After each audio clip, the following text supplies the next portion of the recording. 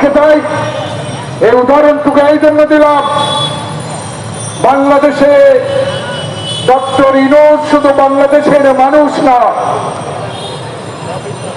Doctor Yunus প্রমাণ করে দিয়েছে পৃথিবীর ইতিহাসে একটা মানচিত্র আছে, একটা পতাকা আছে, একটা স্বাধীন দেশ আছে বাংলাদেশ।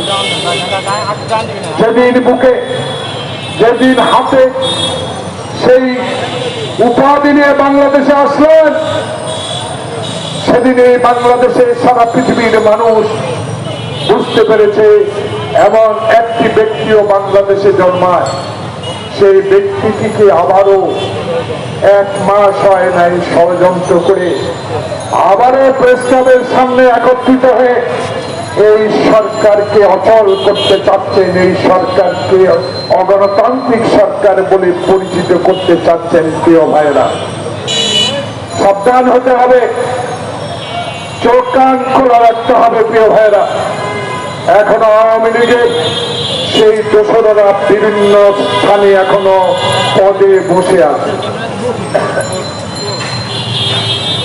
এদের পদচারণ বন্ধ করতে হবে। এরা কারা আপনারা জানেন? এরা আমার আপনার অধিকার বঞ্চিত করেছে। এরা বাংলাদেশের হাজার হাজার কোটি টাকা প্রচার করার জন্য শেখ হাসিনা তার সহচরদেরকে সহযোগিতা করে।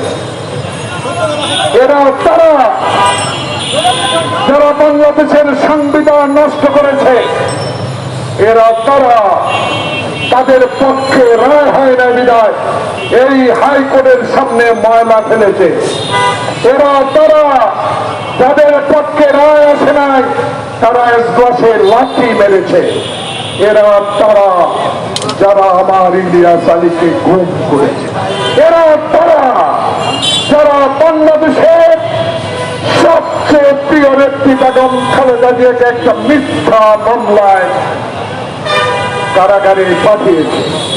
এরা তারা 21শে গ্রেনেড হামলা পরিকল্পিত তৈরি করে বাংলাদেশের অসাংবাদিক নেতা ইনশাআল্লাহ এক মাথা একবারে যিনি আগামীতে বাংলাদেশের প্রধানমন্ত্রী হবেন ইনশাআল্লাহ, সেই তারেক রহমানকে তারা সাজা দিয়েছে। এরা তারা এখনো আপনাদের আশেপাশে ঘটছে। প্রিয় ভাইয়েরা, তাই এদেরকে সাবধানের সহিত পদচারণ করার দিকে নজর রাখে, তাই নাহলে এরা এই সরকারের বিরুদ্ধে ষড়যন্ত্র শুরু করবে। ওই পালিয়ে থাকা 2024 সালের 7ই জানুয়ারির নির্বাচনে 350 জন যারা চোর বাটপার নির্বাচিত হয়েছে, তাদের সবাইকে এখনো গ্রেফতার করতে পারেন না। এরা এখনো কোথায় আছে আমরা জানি না। কেন বেনজিরকে এখনো আইনের আওতায় আনা হলো না? কেন আজিজকে এখনো আইনের আওতায় আনা হলো না? আরে হাসিনা না হয় পার্শ্ববর্তী দেশে পালিয়েছে। কালকে দেখলাম স্বরাষ্ট্র সচিব ফরেন সেক্রেটারি বলেছেন, যদি বিচার বিভাগ চায় তাহলে হাসিনাকে আনার ব্যবস্থা করা যেতে পারে। যাওয়া টাওয়া বুঝি না, একটাই বুঝি, হাসিনাকে বাংলাদেশে এনে বিচার করতে